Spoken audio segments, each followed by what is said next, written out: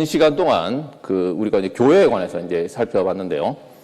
지금부터 또 더 긴 시간을 성경 각 권에 대한 개관 설교를 하도록 하겠습니다.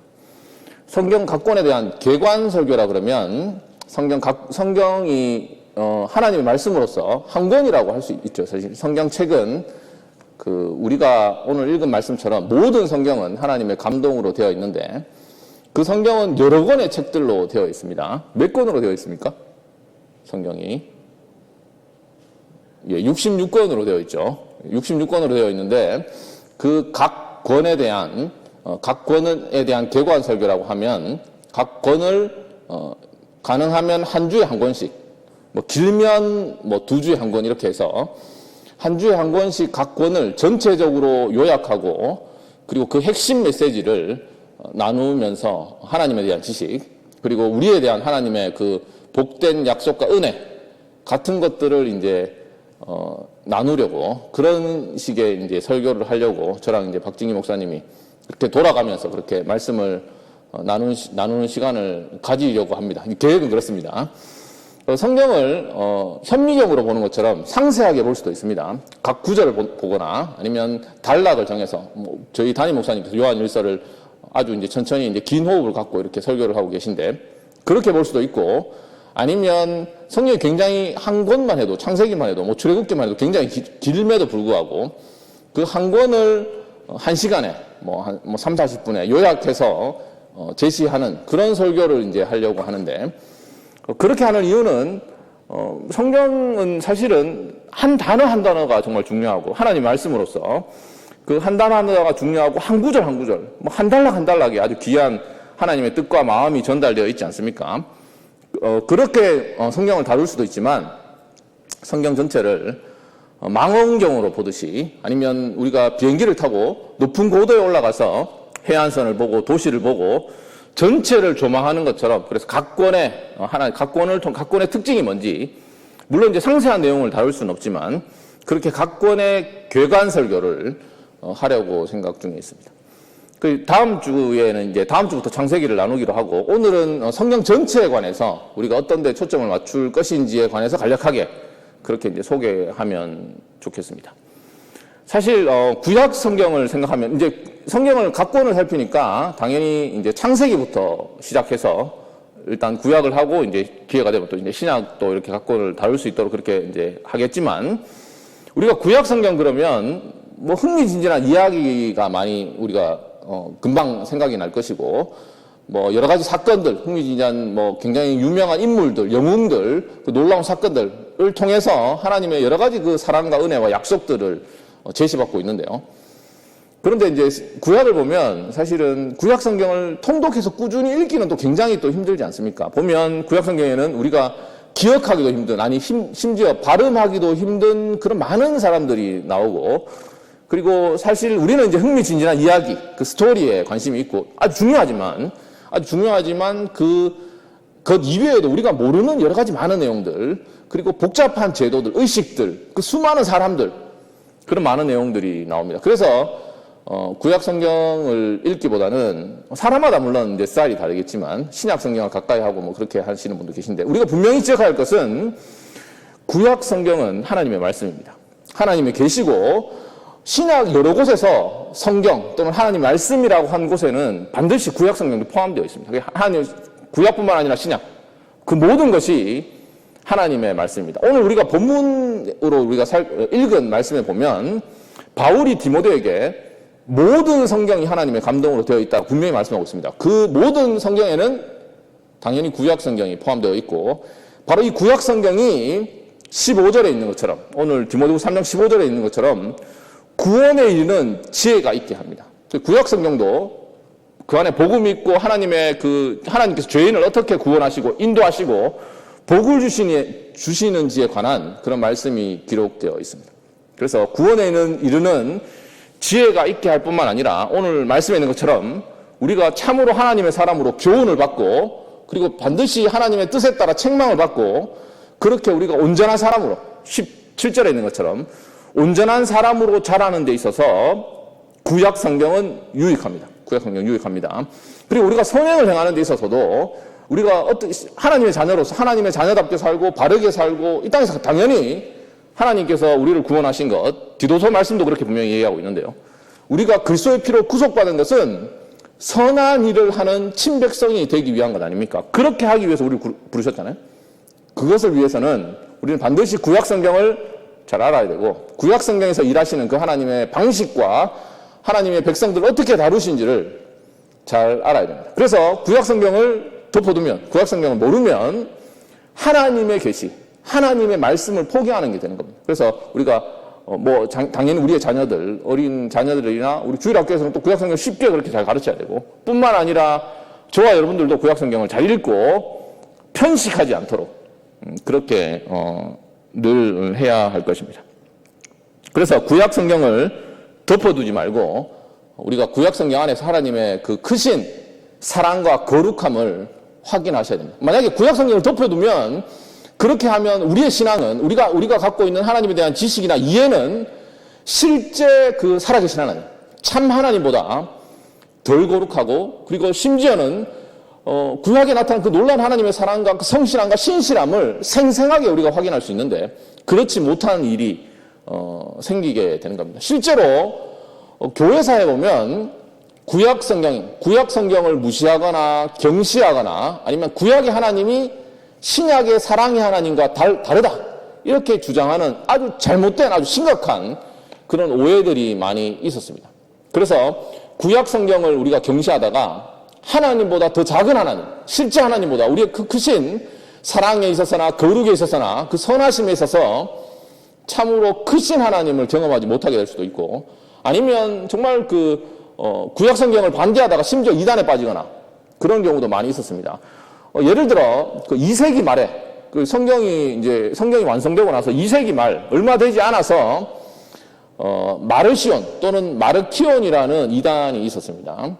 그 사람이 어떻게 주장했냐면, 구약의 하나님을 보면, 구약 성경을 우리가 이렇게 쑥쑥 이렇게 읽어보다 보면 그 하나님의 심판, 하나님이 벌하고 심판하시는 모습이 분명히 나타나죠. 가나안 족속을 멸하라든가 그런 모습을 보고, 이 구약의 하나님은 진노나 이 벌을 내리는데 너무 익숙하고 이 진노에 사로잡혀 있는 분이시고, 그래서 예수 그리스도의 하나님, 그 신약의 하나님과 예수 그리스도의 아버지 하나님과 다르다 이렇게 주장하는 사람이 있었습니다. 그리고 그 추종자들이 있었고, 늘 교회사에서 늘 성경을 해석할 때 구약의 하나님과 신약의 하나님이 다른 것처럼, 신약의 하나님, 예수 그리스도의 하나님이 우월한 것처럼 구약의 많은 성경 구절들 보면 여러 가지 심판이나 진노나 하나님의 거룩하심을 분명하게 계시하는 구절들을 신약에 그 자기 독생자를 주시고 그 사랑의 하나님과 다른 하나님인 것처럼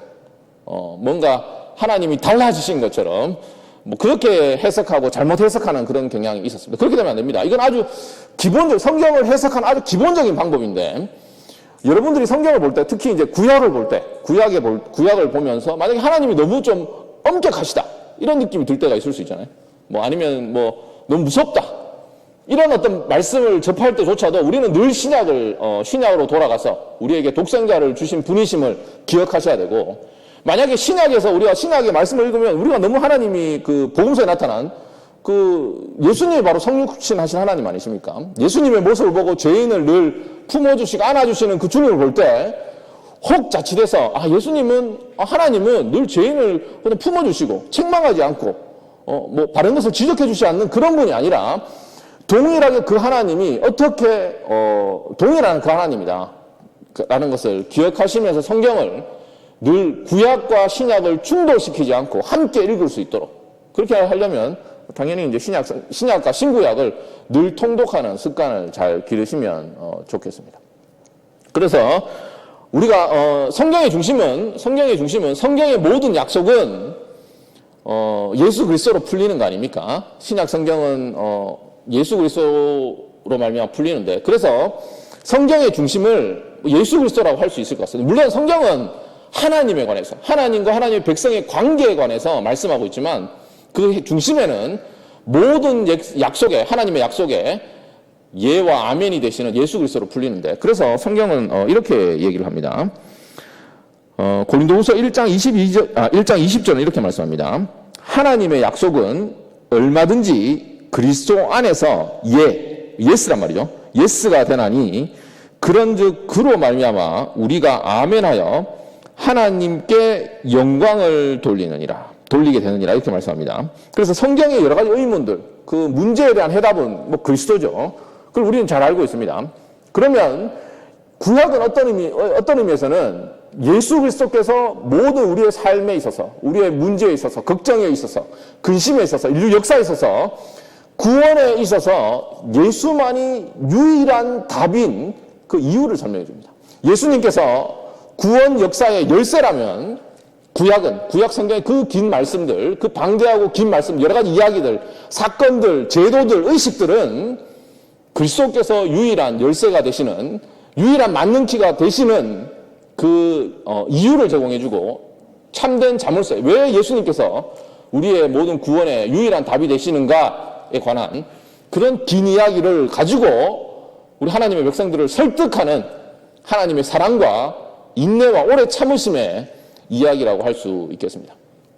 그래서 이런 내용들을 박정희 목사님과 제가 그 여러 가지 성경, 창세기, 출애굽기, 레위기, 민수기, 신명기 계속해서 이제 살펴보겠습니다.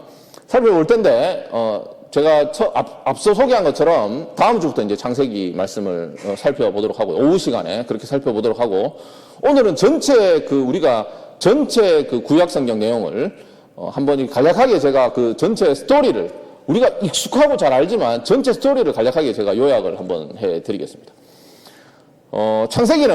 창세기부터 그 구약 성경 전체를, 창세기 말씀은 태초에 그러니까 이제 서론 얘기로 들어두시면 좋겠습니다. 편한 마음으로. 창세기 말씀은 하나님께 창조주시라는 선언으로 시작하잖아요. 태초에 하나님이 천지를 창조하시니라는 말씀으로 시작합니다.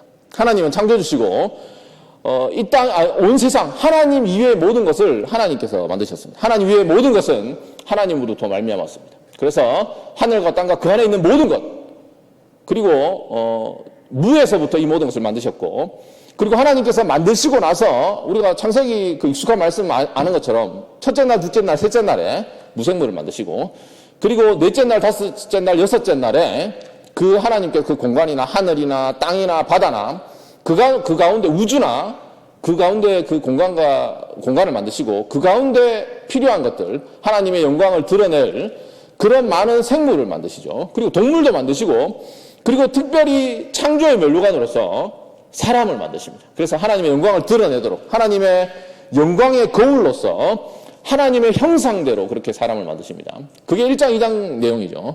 그래서 3장은 어떻게 됩니까? 3장 말씀은 그 하나님께서 선하게 보시기에 좋았다고 말씀하신 그 하나님의 형상으로 지은 사람이 타락을 합니다. 불순종하고 어떻게 됩니까? 하나님께서 그 아담과 하와를 에덴 동산에서 쫓아내게 됩니다. 우리가 그 구약 성경의 내용을 보면 끊임없는 인간의 실패의 역사고 하나님의 신실함과 성실함의 역사임을 볼 수 있죠. 4장에서는 어떻게 됩니까? 최초의 살인사건이 있습니다. 최초의 살인사건 가운데 어떻게 됩니까? 가족 살인이 벌어지게 됩니다. 그래서 가인이 동생 아벨을 죽이게 됩니다. 그런데 이 죄의 문제는 단순히 가족에게만 한정되지 않습니다. 창세기 4장에서 가족 살인이 벌어지는데 창세기 6장에서 온 세상의 죄악이 가득하게 되었다라고 하나님께서 말씀하고, 그렇게 하나님께서 그렇게 의로운 재판장이신 하나님이 그런 평가를 내리게 됩니다. 그래서 창세기 6장에 어떻게 말씀하냐 하면 이렇게 말씀합니다. 세상에 대한 평가가 이렇습니다. 여호와께서 사람의 죄악이 세상에 가득함과 그의 마음으로 생각하는 모든 계획이 항상 악할 뿐임을 보시고 라고 얘기합니다. 이게 창세기 6장의 평가입니다. 하나님이 처음에 창조했을 때 정말 보시기에 좋았는데 창세기 6장에 이르면 죄가 단순히 한 사람, 한 부부, 한 가족이 아니라 온 세상에 가득 차게 됩니다. 그래서 이제 홍수로 멸하게 되고, 그로부터 이제 그 노아 홍수 이후에, 그 유명한 사건이 노아 홍수고, 노아 홍수 이후에 노아로부터 온 인류가 다시 시작하게 됩니다. 그러나 그 인류도 어떻게 됩니까? 우리가 잘 아는 바벨탑 사건으로 인해서 우리가 이름을 내고 하나님께서 하나님의 뜻을 거절하고 자기 이름을 내려는 인간의 시도를 통해서 하나님께 또다시 그 인류를 흩어버리십니다. 그 얘기가 이제 그 바벨탑 사건이고, 그 이후에 바로 그 창조주 하나님, 그리고 노아를 통해서 세상에 안식을 주신 그 하나님께서 창세기 12장에서는 어떻게 하십니까?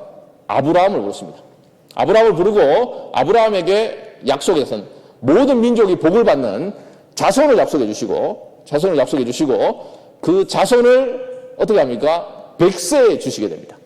그리고 아브라함의 그 손자인 야곱 때 되면 그 약속의 자손이, 약속의 가족이 굉장히 번성하죠. 그리고 나서 이제 출애굽기에 뭡니까? 그 애굽에 가서 노예살이를 살게 되지만 결국 그 가운데서도 하나님의 섭리와 은혜 가운데서 큰 민족으로 자라게 됩니다. 자, 이제 출애굽기입니다. 걱정하지 마시기 바랍니다. 이제부터 이제 호흡을 좀 더 빨리 갈 테니까. 출애굽기에 가면 이제 모세가, 우리가 아는 이야기지만 한번 여러분 잘 기억하시기 바랍니다. 모세를 통해서 하나님께서 하나님의 백성을 출애굽시키십니다. 기적과 그 뭡니까? 10가지 재앙과 홍수를 통해서 구원하시죠. 그래서 그들에게 어떻게 하십니까? 약속의 땅으로, 가나안 땅으로 인도하시고 그들에게 하나님의 법을 주십니다. 왜 법을 주십니까? 그 법을 주신 것은 여러 가지 이유가 있습니다. 여러 가지 이유가 있지만 가장 큰 것은 그들과 하나님이 교제하기 위해서입니다. 그 십계명을 주신 것은 그 십계명으로 구원을 받도록 하기 위한 것이 아니라, 그 십계명의 서문에 나타나는 것처럼 나는 너희를 애굽 땅에서 인도하여낸 너희 하나님임을, 나는 너희 하나님이고 너는 내 백성이니까 이제는 이 말씀 안에서 나와 교제하자. 너희는 내 백성이고 복된 나의 백성이고 약속의 땅에서 너희는 하나님의 백성, 내 자녀로서 하나님의 영광을 드러내고 하나님의 성품을 드러내고 이 땅에서 복을 누리는 참된 하나님의 백성이 어떤 백성인지를 드러내야 할 특권과 의무가 있었습니다. 그렇죠, 이스라엘 백성이.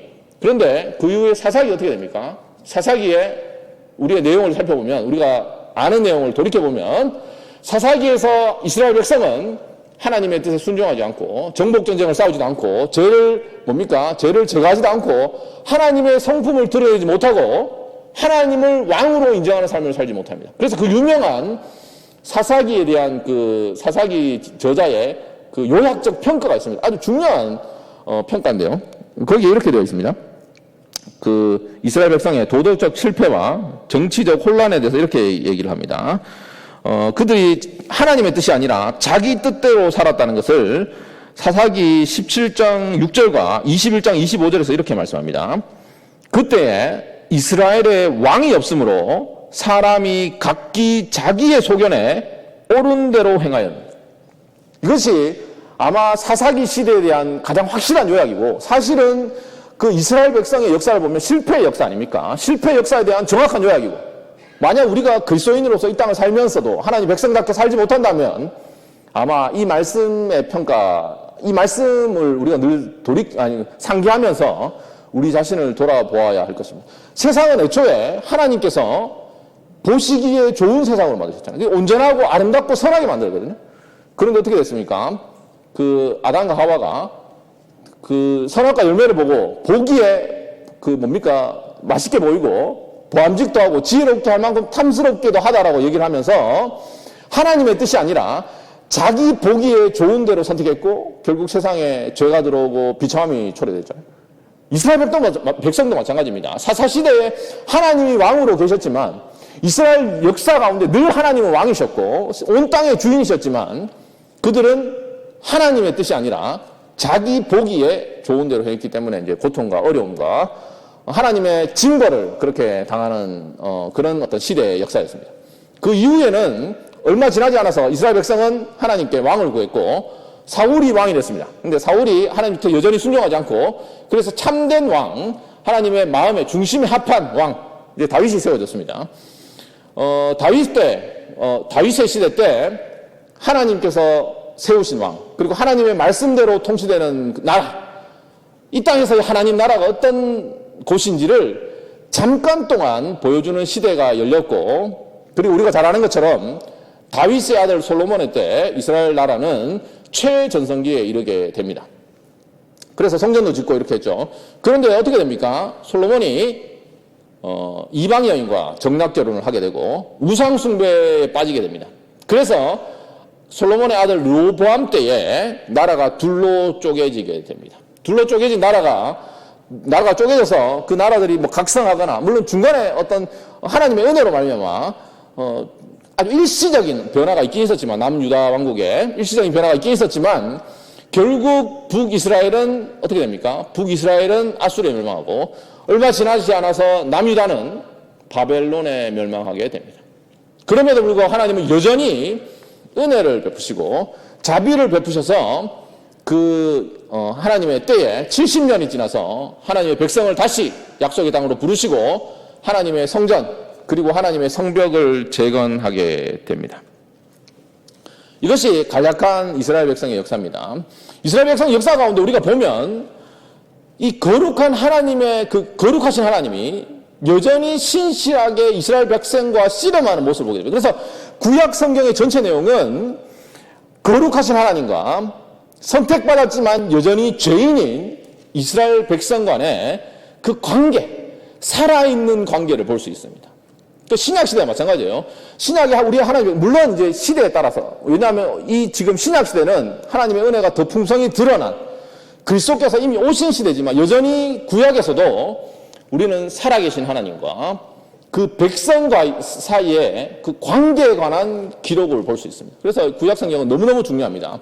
그리고 그 관계를 요약하는 말은 아마 그 하나님께서 우리와 언약을 맺으시고 그 언약 관계에 헌신하시고 신실하신 하나님의 모습을 볼 수 있어요.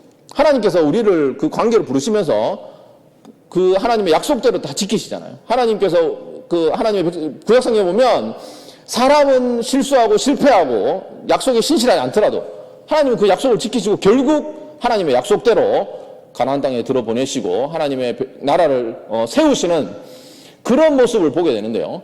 그러면서 우리가 기억하겠습니다. 이것은 성경에서는 한 번도 하나님과 우리의 관계를 단순히 일방적이거나 기계적인 관계로 얘기하고 있지 않습니다. 반드시 하나님께서 우리에게 은혜를 베푸시고 한없는 은혜와 사랑과 신실함을 보여주시지만, 그리고 그 관계에 하나님이 헌신하시지만 그 헌신된 관계에 하나님의 백성들에게도 이 관계에 신실하라고 요구하십니다. 믿음으로 반응하라고 요구하시고 순종하라고 요구하는 그런 상호적인 관계가 늘 드러납니다.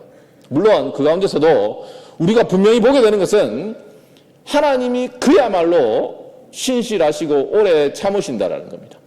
구약 성경을 보면 신약 성경보다 얼마나 길지 않습니까? 왜 길겠어요? 하나님이 그렇게 오래 참으셨기 때문에 구약 성경이 긴 겁니다.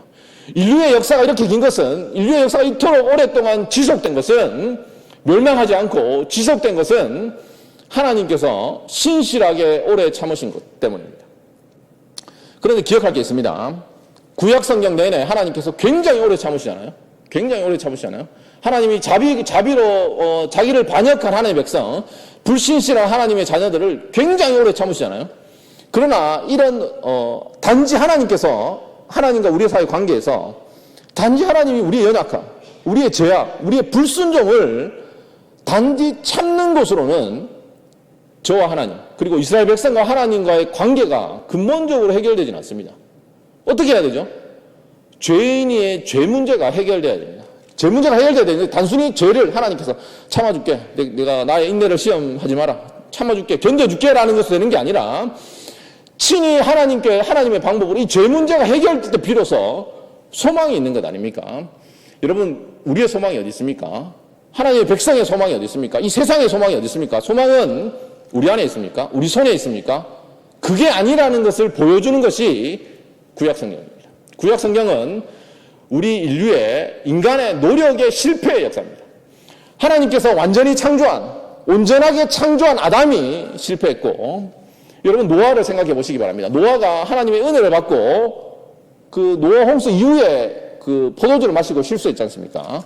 아브라함도 실패했고, 그리고 잘 아는 우리가 아담도 실패했고, 하나님의 세운 모든 백성들과 종들조차도 결국 하나님께서 은혜로 그들이 하나님 약속이 신실한 것처럼 보였지만 그 어느 누구도 하나님의 법과 하나님의 뜻을 완전히 실행할 수 없다. 이 세상의 어느 누구에게도 우리의 소망을 걸 수 없다라는 것이 바로 구약의 이야기입니다. 구약의 가르침입니다. 그러면 하나님께 주신 법, 하나님 법도 누구도 완벽하게 지킬 수가 없잖아요. 그래서 하나님의 법으로도 죄인의 구원은 불가능하다. 뿐만 아니라 하나님께서 그렇게 치밀하게 우리에게 알려주시고 상세히 알려주신 그 하나님의 법, 하나님의 제사제도, 의식, 그런 것들이 있으면 우리가 구원받을 수 있습니까? 우리에게 소망이 있습니까? 그것조차도 죄인에게 궁극적인 소망이 안 된다라는 것이 바로 구약 성경의 가르침입니다.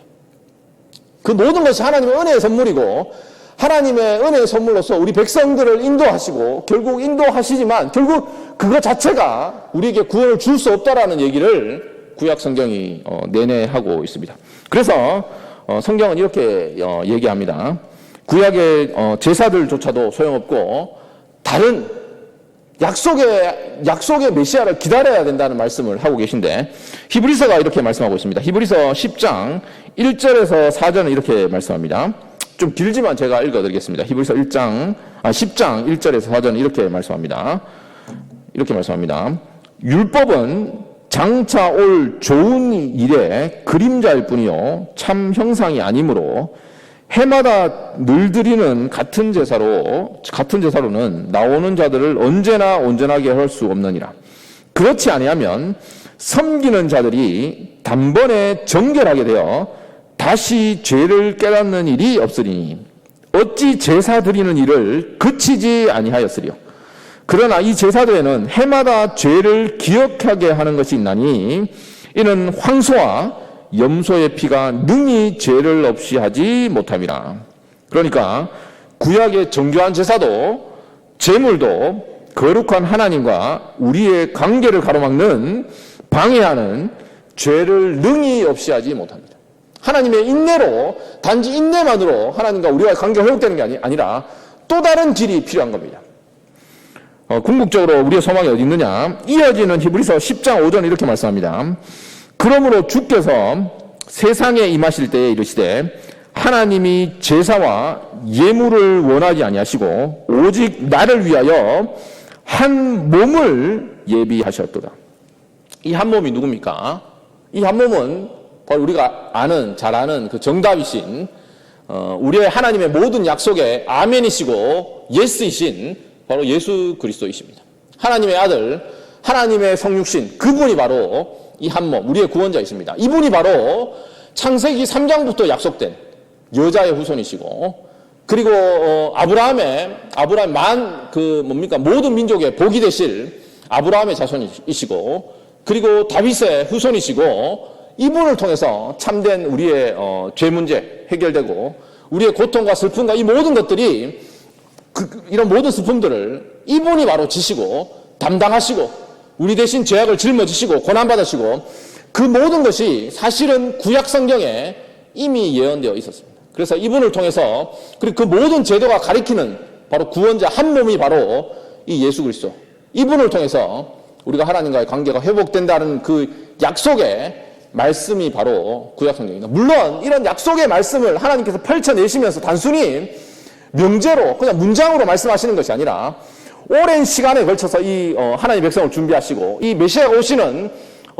백성들과 자손들을 준비하시고 하나님의 백성들이 다른 말을 하지 못하도록 하나님의 그 구원자를 끊임없이 준비해 오신 하나님의 백성과 하나님의 그 사랑의 관계의 그 역사가 바로 구약 성경입니다. 그래서 신약 성경은 하나님이 세상을 사랑해서 독생자를 주신 그 사랑의 이야기라면 구약 성경은 하나님께서 우리를 얼마나 사랑하셔서 그 자기의 아들을 주시기 위해서 준비하시고 계획하시고 오래 참으시고 하나님의 백성과 세상과 씨름하신 그 사랑과 인내와 오래 참으심의 역사임을 잊지 마시고 이 말씀 가운데서, 이 하나님의 말씀 가운데서 우리도 바로 이 말씀이 우리를 위한, 우리의 유익을 위한, 우리의 구원을 위한, 우리의 교훈과 책망과 바르게 함을 위한, 우리가 더 하나님의 사람으로 온전케 되고 선한 일을 행하기 위한 그런 생명의 말씀임을 잊지 마시고 이 말씀 가운데서 더 하나님을 깊이 아시는, 하나님의 사랑을 깊이 아시는, 주님의 사랑을 깊이 아시는 저와 여러분 됐으면 좋겠습니다. 기도하겠습니다.